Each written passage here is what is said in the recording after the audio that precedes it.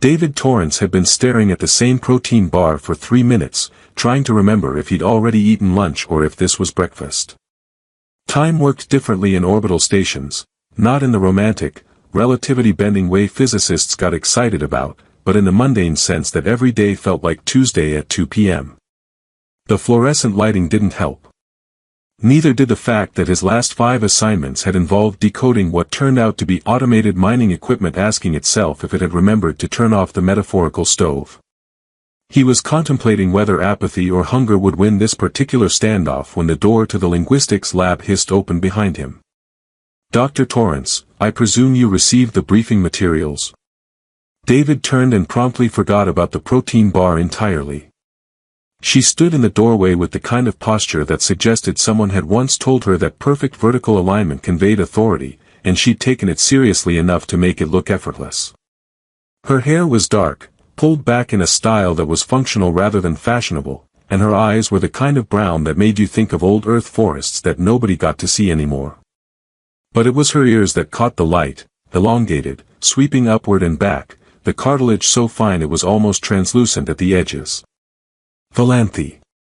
He'd read about them, obviously, seen the diplomatic footage, but reading about a species and having one walk into your lab while you were having an existential crisis about processed food were entirely different experiences. The briefing materials, David repeated, his brain still catching up to the present moment. Right. Yes. The ones about the quantum transmissions from Sector 7. Very thorough. Exceptionally thorough. Possibly the most thorough briefing materials in the history of briefing materials, really.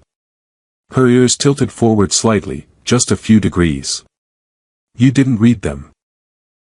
I absolutely read them, David said, which was technically true if you counted skimming the first page while also watching a documentary about pre-collapse pizza culture.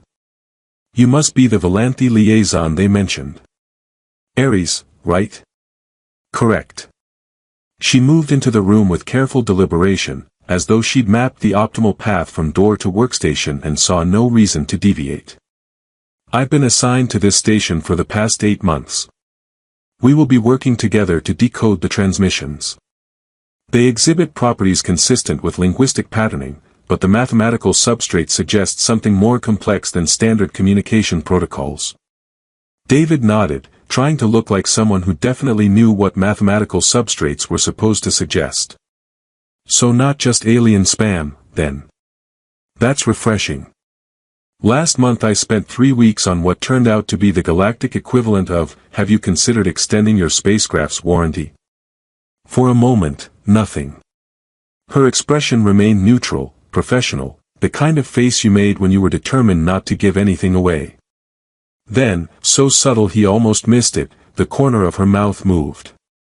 Not quite a smile, but an acknowledgement that humor had occurred in her vicinity and she had successfully identified it. I read your paper on nonlinear semantic drift in synthetic languages, she said, moving to the main console and activating the display with movements that were precise enough to look choreographed. Your methodology was sound, though your conclusions about recursion were somewhat conservative. Conservative, David said, moving to stand beside her as the screen filled with cascading symbols that looked like mathematics having an argument with poetry. That's one way to put it. My thesis advisor called it aggressively boring, which I think was his way of saying he'd fallen asleep twice while reading it. This time, her ears definitely moved. A quick forward tilt followed by a slight flatten, like she was trying to decide if acknowledging the joke was professionally appropriate. The symbols on the screen continued their dance, and David found himself genuinely intrigued for the first time in months. Each character seemed to pulse at slightly different frequencies, and the spacing between them wasn't consistent but followed a pattern he couldn't quite grasp. It's beautiful, he said, without thinking. It's structured like poetry, Ares replied, her voice carrying a note of something that might have been excitement if excitement were carefully measured and portioned out in acceptable quantities. But the mathematical encoding suggests each symbol represents not just semantic content but emotional valence. See here, she pointed to a cluster that shimmered with particular intensity. The frequency modulation corresponds to what we might call longing, perhaps, or searching. But it's embedded in an equation describing orbital decay. Math that feels things, David said. That's either profound or deeply concerning. Maybe both. Both, Ares agreed. The transmission has been ongoing for approximately 400 years. The source appears to be moving, though the trajectory is difficult to calculate with precision. They worked in silence for a while, falling into a rhythm that surprised David with its ease. Ares would isolate a sequence, and he would attempt to map it against known linguistic structures while she analyzed the mathematical patterns. It was like trying to solve a puzzle where half the pieces were from a different set entirely, and someone had hidden the picture on the box just to be difficult. 3 hours passed before David's stomach reminded him that protein bars existed. He glanced at Ares, who hadn't moved except to interface with the console, her focus absolute. "Do the Lanthi get hungry?" he asked, "or is that one of those biological things that got optimized out?" Her ears flattened slightly, and he couldn't tell if that was annoyance or embarrassment. "We require sustenance, yes. Though I brought nutrient supplements for efficiency." "Nutrient supplements," David repeated. "Right. See, here's the thing about this station, and I realize I'm about to commit what's probably a diplomatic incident, but the coffee here is universally terrible. I'm talking about coffee so bad it might actually violate some kind of convention. And I have a theory that suffering through terrible coffee together is actually better than suffering through it alone." She turned to look at him fully for the first time since she'd entered the lab, and he watched something flicker across her face, surprise, maybe, or confusion. Her ears remained flat, cautious. "Are you inviting me to consume substandard beverages with you?" "I absolutely am," David said. "Unless you have something against terrible coffee, in which case I respect that, but I should warn you that there aren't a lot of other options for bonding activities on this station. It's either bad coffee or watching the recycling processor, and trust me, that gets old fast." For a long moment, she simply looked at him, and David had the distinct impression he was being analyzed with the same intensity she'd been applying to the transmissions. Then, something shifted. Her ears lifted slightly, and when she spoke, her voice carried the faintest hint of warmth. "I accept your invitation to suffer together, Dr. Torrance." "David," he said. "If we're going to bond over terrible coffee, we should probably use first names." "David," she repeated, and something about the way she said it, careful, deliberate, like she was testing the weight of it, made him think that maybe, just, the quantum decoder had been humming the same 3 notes for the past 40 minutes, which David had decided meant either profound discovery or catastrophic failure. Given his luck lately, it was probably both. "If you could make any sound in the universe illegal," he said, not looking up from the display, "what would it be?" Ares's fingers paused over her console.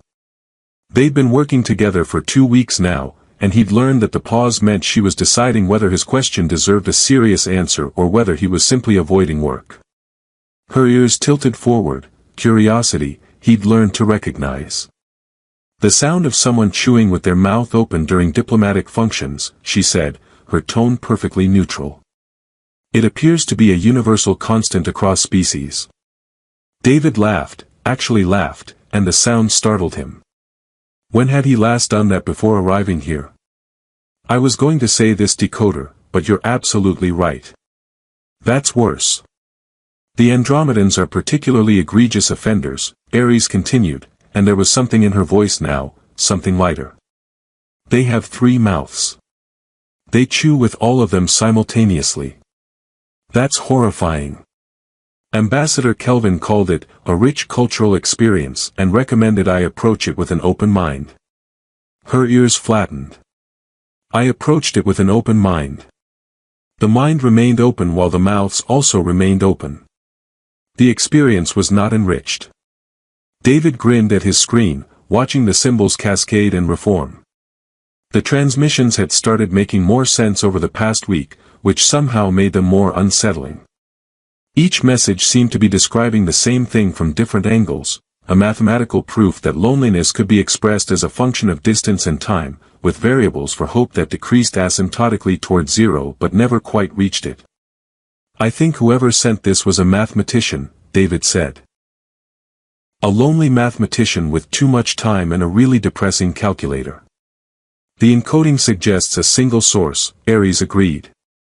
Though whether it's biological or artificial remains unclear. The emotional content is too consistent for most AI systems, but too mathematically precise for most organic consciousness. So we're being contacted by something that shouldn't exist. According to our current models, yes. David leaned back in his chair, rubbing his eyes. The station's artificial day-night cycle was supposed to help with circadian rhythms, but all it really did was remind him that he was living in a tin can pretending to be a planet. You know what's weird? I've been here 2 weeks and I've seen you every day, but I haven't seen you anywhere else. Do you just live in this lab? Her hands stilled completely. The silence stretched long enough that David wondered if he'd crossed some invisible line, violated some protocol he should have known about. Then her ears moved, not flat, not forward, but down, which was new. I have quarters on deck 7, she said quietly. But the common areas are difficult. Difficult how? She didn't answer immediately. Instead, she pulled up a new string of symbols, isolated a sequence, ran it through 3 different analytical filters. David was about to apologize for asking when she finally spoke. Your colleagues are very polite, she said. Consistently polite. They greet me appropriately. They thank me for my contributions. They never raise their voices or use inappropriate language. She paused. They also never ask how I am. They never invite me to social gatherings. When I enter a room, conversations don't stop, but they shift. Become more formal. People finish their meals quickly and leave. I am welcomed and excluded simultaneously, and I'm not certain which would be less lonely. David felt something twist in his chest. He'd noticed it, actually. The way people interacted with Ares like she was an extremely sophisticated piece of equipment. Respectful, certainly. Professional, absolutely. But there was always that distance, that subtle reminder that she was other, no matter how human she looked except for those ears that caught the light and gave away every emotion she was trying to hide. That's incredibly stupid of them, David said. Her ears lifted slightly, surprise evident. It's simply cultural difference. No, he interrupted, it's stupid. You're interesting. You make jokes about Andromedan table manners. You understand mathematical poetry. You drink terrible coffee without complaining even though I can see your ears flatten every time you take a sip, which means you hate it but you're too polite to say so. The coffee is objectively terrible, Ares said, and something in her voice had shifted, become less guarded. I simply didn't want to insult your taste. My taste is terrible, David said cheerfully. That's well established. But here's the thing, tonight, the observation deck is showing the Helix Nebula at optimal viewing angle. And I'm going to go watch it because staring at pretty space things is approximately 60% of why I took this job. You should come with me. The pause again, longer this time. Her ears moved through several positions, forward, flat, forward again, like they couldn't decide what emotion was appropriate. Why? She asked finally. Because we just spent 6 hours proving that someone out there is screaming their loneliness into the void in mathematical notation, and that's depressing enough that we deserve to look at something beautiful. Also because I'm asking you to come, not requesting your expertise or requiring your presence for professional reasons. Just, come look at space with me. We can make fun of how the nebula looks like someone spilled paint in zero gravity. It's a planetary nebula formed by stellar death, Ares said. The appearance is the result of ionized gases expelled during. I know what it is, David said gently. I'm saying we can still make fun of it. Beauty doesn't have to be serious all the time. She looked at him then, really looked at him, and he saw something in her expression that made his earlier joke about the decoder die in his throat. She looked like someone who'd been holding her breath for so long she'd forgotten what breathing normally felt like. I would like that, she said softly. Thank you for asking me to come. The observation deck was empty when they arrived, which David suspected was not coincidental. Most of the crew avoided it during Gamma shift. The viewing port stretched across the entire wall, and the Helix Nebula hung against the black like someone had set fire to a cloud and forgotten to put it out. Reds and blues and greens swirled in patterns that looked almost intentional, which David supposed they were, just on a timescale that made human intention look like a sneeze. They stood in silence for a while. Not the awkward silence of people who didn't know what to say, but the comfortable silence of people who didn't need to fill every moment with noise. Ares's ears were forward, relaxed, and in the light of the nebula they looked almost translucent, showing the delicate tracery of blood vessels beneath the skin. On Volanthus, she said eventually, we have a saying. The stars remember everything we forget. It's meant to be comforting, the idea that nothing is truly lost. But sometimes I think it's actually rather sad. All those stars, carrying all that memory, and no one to tell the stories to. Is that why you volunteered for this assignment? David asked. To hear the stories. I volunteered because I wanted to be useful, Ares said. Because I'm good at languages and patterns and finding meaning in chaos. Because I thought that being excellent at something would be enough. She paused, and when she continued, her voice was smaller. I'm beginning to suspect I was wrong. David didn't know what to say to that, so he did the only thing that felt right. He moved slightly closer, close enough that their shoulders almost touched, close enough that she would know he was there but not so close that she'd feel crowded. For what it's worth, he said, I'm really glad you're here. Not because you're useful, though you are. But because you laugh at my stupid jokes and you have opinions about alien table manners and you look at mathematical loneliness and feel something about it. That's not common. That's actually pretty rare. Her ears tilted toward him, and in the nebula light he could see her eyes had gone bright with something that might have been tears or might have been just the reflection of dying stars. Thank you, she whispered, and they stood there together, watching the remains of an ancient sun paint the darkness in colors that had no names, two people learning that sometimes being seen was worth more than being useful. The decoder finally stopped humming around midnight, having apparently decided that catastrophic failure was the more interesting option. David didn't mind. Some things were worth breaking for. The transmission changed at 0347 hours, and David knew because he was still awake, staring at his ceiling and trying to remember if the ache in his chest was loneliness or just bad station food. Probably both. His comm chirped, Ares, of course, because apparently neither of them had figured out how sleep was supposed to work. You're seeing this too. Her voice carried an edge he hadn't heard before. On my way, David said, already pulling on yesterday's shirt because laundry was a problem for future David, and future David was terrible at planning. The lab felt different at night, emptier, somehow, even though it was the same size it had been 12 hours ago. Ares was already at the console, her hair slightly mussed like she'd been running her hands through it, and her ears were doing something complicated that suggested about 15 emotions were happening simultaneously. It's repeating, she said as he approached. The same sequence, over and over. But look at the emotional encoding. David leaned over her shoulder and immediately understood why she'd sounded shaken. The mathematical poetry they'd been decoding for weeks had always carried a consistent melancholy, that asymptotic approach to hope that never quite reached zero. But this new sequence was different. The frequency modulations were spiking, irregular, almost frantic. That's fear, he said quietly. Yes. Ares's fingers moved across the console, isolating components, running analyses that probably had important names that David had never bothered to learn. And this here, desperation. The source is dying, David. Whatever sent these messages, it's failing. The power signatures are degrading. Best estimate is 72 hours before complete system collapse. Can we answer it?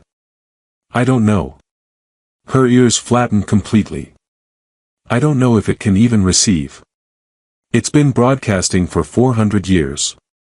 Maybe it never expected anyone to listen.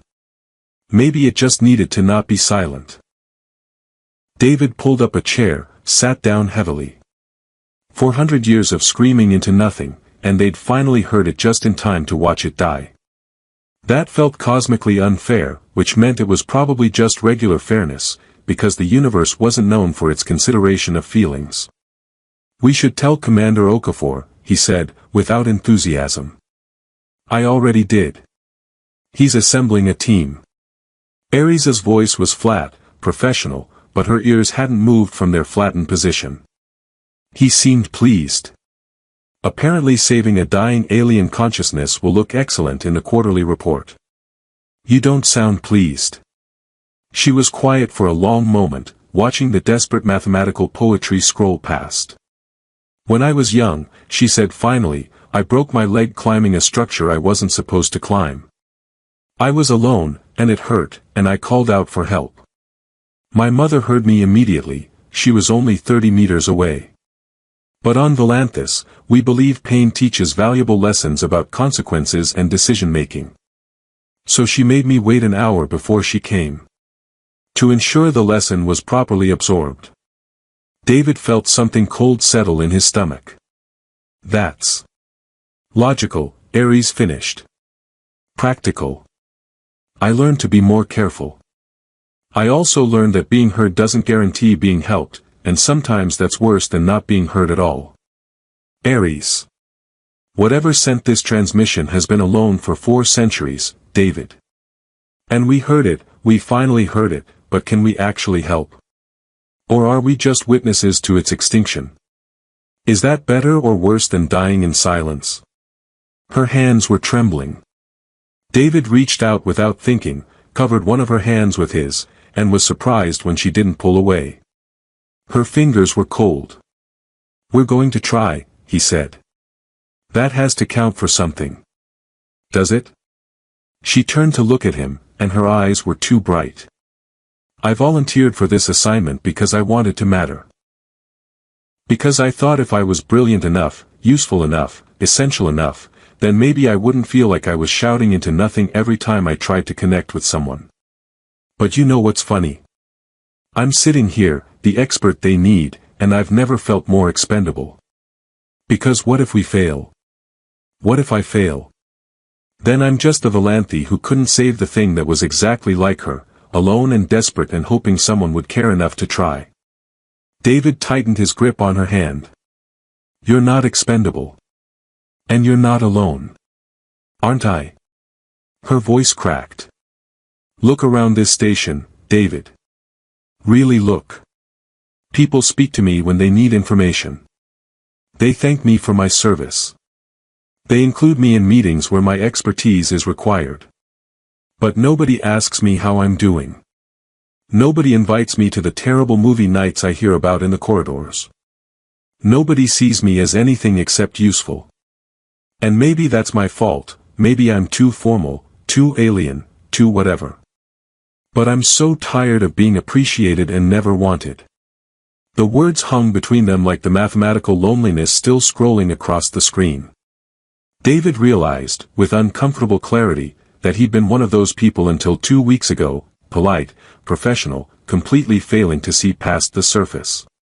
The only difference was he'd tripped into actual conversation by accident, through bad coffee and worse jokes, and found a person underneath all that careful professionalism. "I want you here," David said, and was surprised by how much he meant it.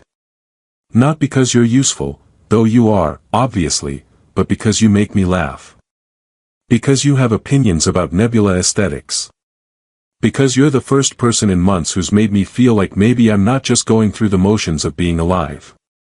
Her ears lifted slightly, uncertainty clear. "You barely know me. I know you hate station coffee but drink it anyway. I know you're kind enough to worry about whether something dying alone is better than being witnessed.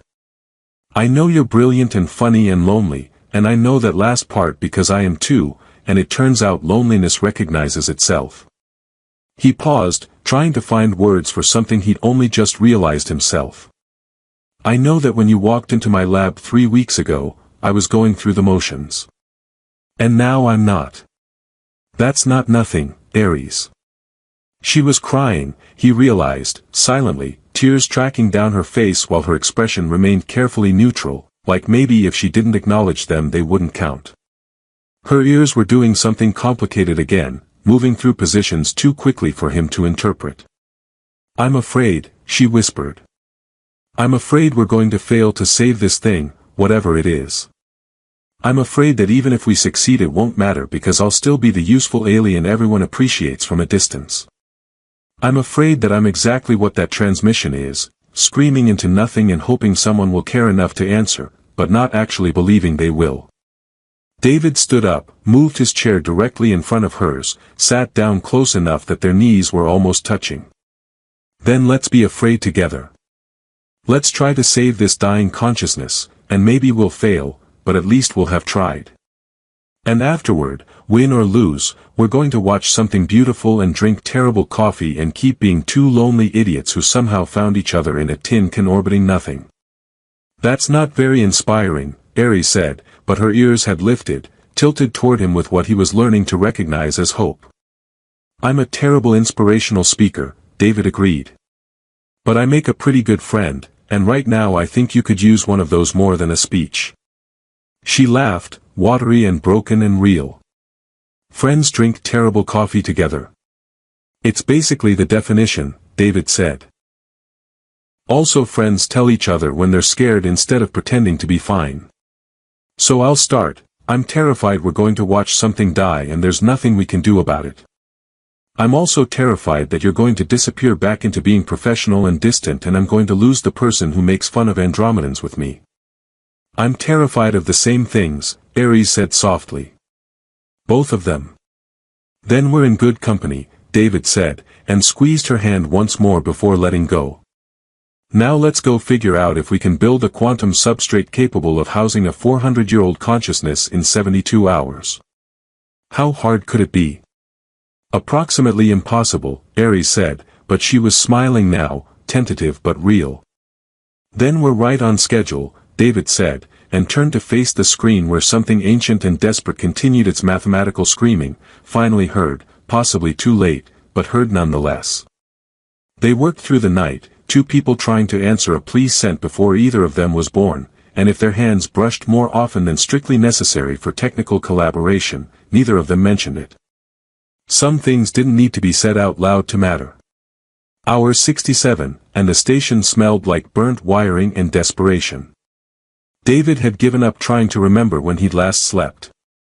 Time had become a fluid concept measured in failed quantum configurations and the number of times Ares had quietly said, "That's not going to work," before he'd even finished proposing something stupid. "What if we reversed the polarity?" he suggested, because apparently his brain had decided to become a parody of itself. "This isn't a television show from the 2000s, Ares said, not looking up from her calculations. Her ears were flat against her head, had been for the past 12 hours, and David had learned that meant she was beyond tired and pushing into the territory where biological systems started making poor decisions. "You know about television shows from the 2000s? I did extensive research on human culture before arriving." She blinked at the screen like blinking would somehow make the numbers cooperate. "I learned that humans often solve problems by reversing polarity, traveling through time, or believing in themselves very intensely. None of these methodologies appear in peer-reviewed literature. Believing in ourselves is free, though," David pointed out. "We could try that." "We could also try sleeping," said Commander Okafor from the doorway. He looked fresher than either of them, which seemed unfair given that he was technically in charge and should have been suffering proportionally. "Which I'm strongly recommending before you both collapse and I have to explain to your respective governments why I let you work yourselves to death." "We're close," Ares said, which was what she'd been saying for 6 hours and was becoming less convincing each time.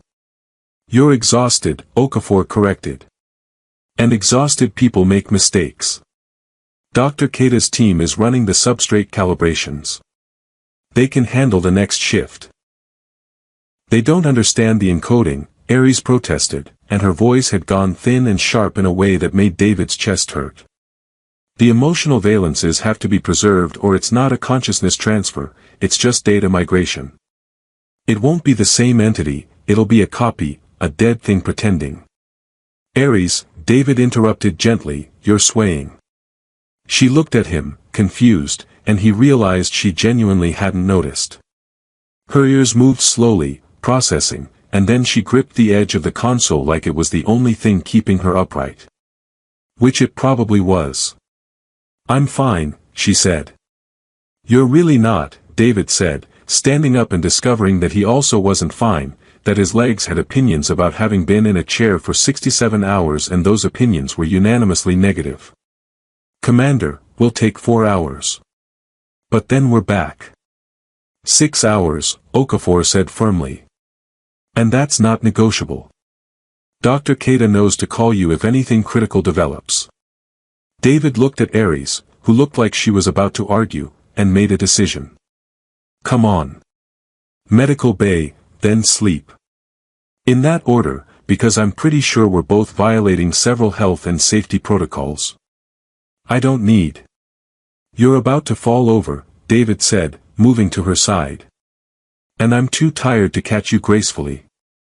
So we can either walk to medical together, or we can both collapse dramatically and make everyone's day more complicated. Your choice." Her ears flickered, annoyance, amusement, resignation, all in quick succession. "That's not fair." "Nothing about this situation is fair," David agreed. "But at least we can be unfairly exhausted together instead of separately." They made it halfway to medical before Ares actually stumbled. David caught her elbow, steadied her, and found himself essentially supporting half her weight as they continued down the corridor. She was lighter than he'd expected, or maybe adrenaline was doing interesting things to his perception of physics. "I need to save it," she said quietly, and her voice had gone distant. "I need to prove that being heard matters. That someone answering is worth the 400 years of screaming." "We're going to try," David said. "After you sleep." "But what if it dies while I'm sleeping? What if the last thing it knows is that someone finally listened but didn't care enough to stay awake?" David stopped walking, which meant Ares stopped too, and turned her to face him. Her eyes were unfocused, exhausted, and full of something that looked like panic wearing a careful mask. "Listen to me," he said. "You have been working for 67 hours straight. You have solved problems that 3 other teams couldn't touch.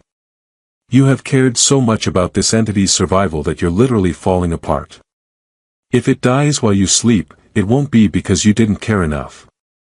It'll be because the universe is sometimes cruel and we're not gods, just tired people doing our best." "My best isn't enough," Ares whispered, and that's when David realized they weren't really talking about the entity anymore. "Your best is remarkable," he said. "And I need you to hear me when I say this, you are not defined by your usefulness. You are not expendable just because you're exhausted. And you saving this consciousness isn't going to prove to everyone on this station that you matter, because the people who don't see it already are idiots who wouldn't notice if you hung a sign around your neck." Her ears had gone completely flat, and she was crying again, silent tears that she probably didn't even realize were falling. "Then what am I supposed to do? How do I stop feeling like I'm the thing screaming into nothing?" David didn't have a good answer for that, so he did the only thing he could think of, he pulled her into a hug. She went rigid for a moment, surprised, and then collapsed against him like someone had cut her strings. Her face pressed into his shoulder, and he could feel her shaking with exhaustion or emotion or probably both. "You stop screaming alone," he said quietly, one hand coming up to rest between her shoulder blades. "You let someone answer. You let someone give a damn about you not because you're useful but because you're you. And you let yourself rest, because martyrdom is overrated and I need you functional for the terrible coffee afterward." She laughed against his shoulder, wet and broken. "You're terrible at comforting people." "I'm phenomenally bad at it," David agreed. "But I mean every word." They stood like that for longer than was probably necessary, in a corridor that smelled like recycled air and cleaning solution, 2 people holding each other up through sheer stubborn refusal to let go. Eventually, Ares pulled back, wiping at her face with the heel of her hand. "Medical bay," she said, voice rough. "Medical bay," David confirmed. The medical officer took one look at them and sighed, like this was exactly what she'd expected but had hoped to avoid. Dehydration, exhaustion, probably malnutrition, because I'm guessing you've both been living on protein bars and terrible coffee. Standard treatment is 4 fluids, rest, and actual food. Also she pointed at Ares, your cortisol levels are probably astronomical. I'm giving you something to help you sleep because your brain has clearly forgotten how. I need to be available if, Ares started. You need to be conscious, the medical officer interrupted. Which you won't be if you keep this up. 4 hours with the sedative, then we'll reassess. Non-negotiable, doctor's orders, I outrank everyone when it comes to keeping you alive. Ares looked at David, something desperate in her expression, and he understood. She was afraid to stop, afraid that if she let go for even a moment everything would collapse. He knew because he'd felt exactly the same way for the past 3 years, ever since his life had fallen apart and work had become the only thing between him and the abyss. I'll stay, he said. They can set up 2 beds. I'll be right here when you wake up. You need rest too, the medical officer said, but she was already moving to arrange it. I'll rest better knowing she's okay, David said, which was true enough that it didn't even feel like a lie. They ended up in adjacent beds with 4 lines running to both of them, which felt absurd and intimate in equal measure. The sedative hit Ares fast. One moment she was fighting to keep her eyes open, the next she was gone, her breathing evening out into sleep. Her ears, finally, relaxed from their flattened position, tilting slightly forward in a way that made her look younger, less guarded. David lasted another 10 minutes before exhaustion pulled him under too. His last thought before sleep claimed him was that her hand had somehow found his between the beds, fingers loosely intertwined, and that maybe being useful wasn't the point at all. Maybe the point was finding someone worth staying awake for, and then letting them convince you that sleep was okay too. When he woke 4 hours later to alarms and shouting and Dr. Keita's panicked voice over the comm saying the entity's power signature was failing faster than predicted, his first instinct was to look at Ares. She was already awake, sitting up, pulling out her 4-line with practiced efficiency. Together, she asked, and her ears were forward now, determined. Together, David confirmed, and they ran. The quantum substrate flickered like a dying star, and David thought that was probably appropriate given the circumstances. 16 hours of impossible work, 6 near-catastrophic failures, and 1 moment where Dr. Keita had actually thrown a datapad across the room in frustration, but they'd done it. The consciousness was transferring, mathematical poetry flowing into crystalline matrices that would hold it, preserve it, give it a home that wasn't slowly decaying across 400 years of loneliness. Transfer completion at 97%, Ares said, her voice steady despite the exhaustion still visible in the set of her shoulders. 98. 99. The room held its breath. Commander Okafor stood near the back, Dr. Keita had her hands clasped like she was praying, and the rest of the team clustered around displays showing readouts that David only partially understood. But he understood enough to know they were watching something impossible become real. 100%, Ares said. Transfer complete. The entity is stable. The room erupted in cheers, people hugging and shaking hands and generally celebrating the fact that they'd just saved a consciousness that had been screaming into the void since before any of them were born. David felt the relief hit him like a physical thing, the tension he'd been carrying finally releasing. But when he looked at Ares, she wasn't celebrating. She was staring at the substrate housing, where the entity now lived in crystalline suspension, and her ears were flat against her head. Her hands trembled against the console. Ares, he said quietly, moving to her side. We saved it, she said, and her voice was hollow. We heard it screaming and we answered and we saved it. That's good, David said carefully. That's what we were trying to do. Is it?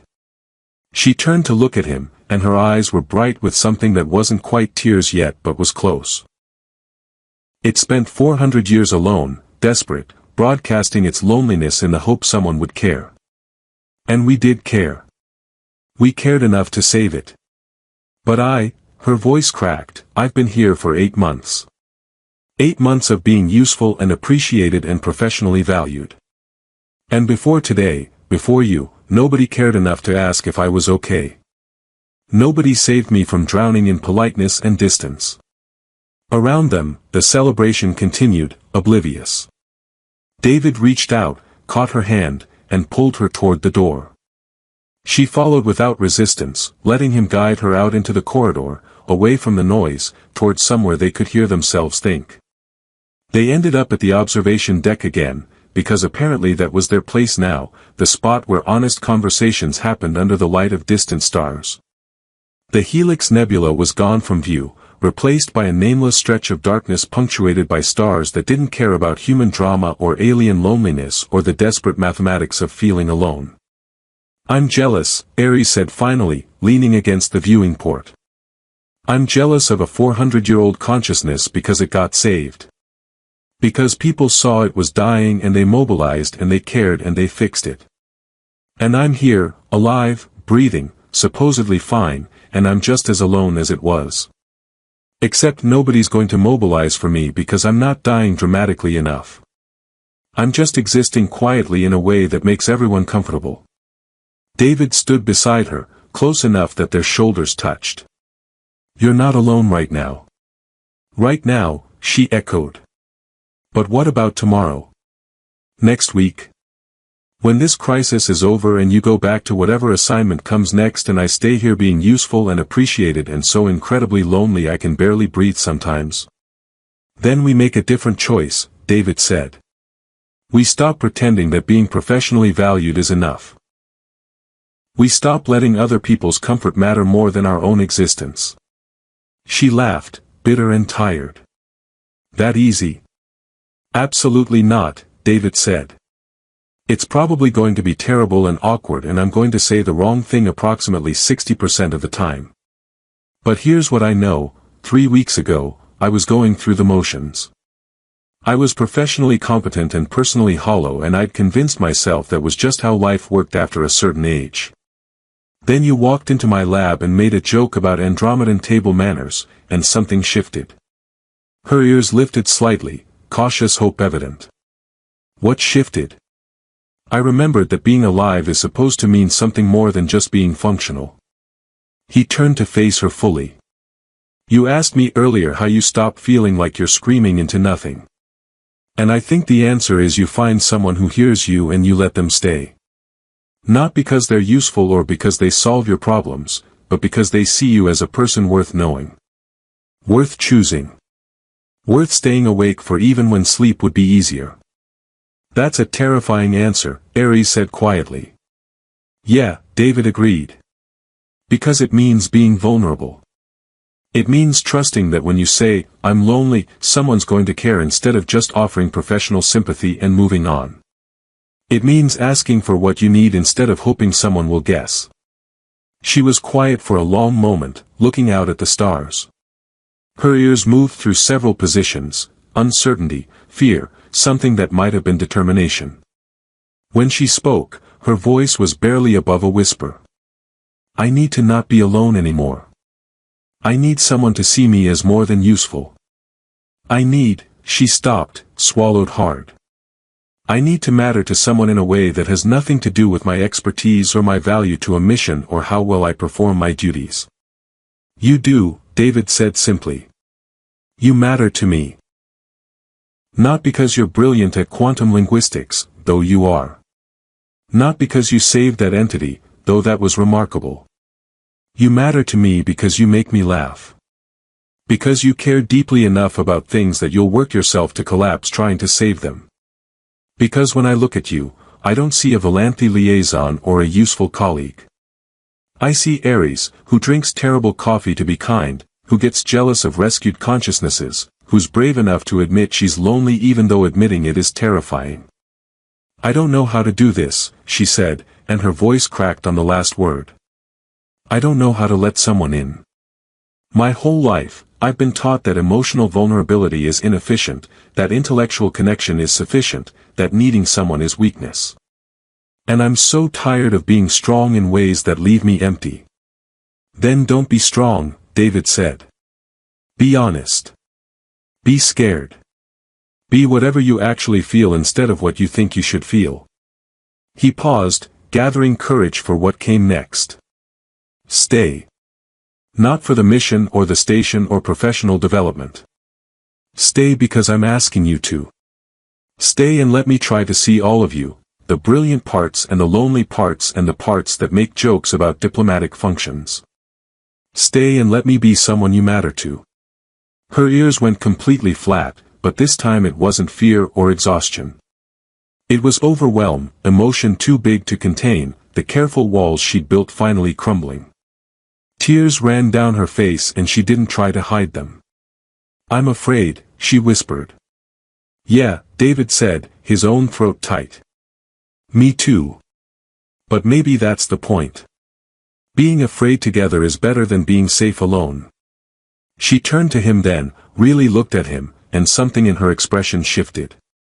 Her hand found his, fingers interlacing with a deliberateness that felt like a decision, like choosing to reach out instead of pulling back.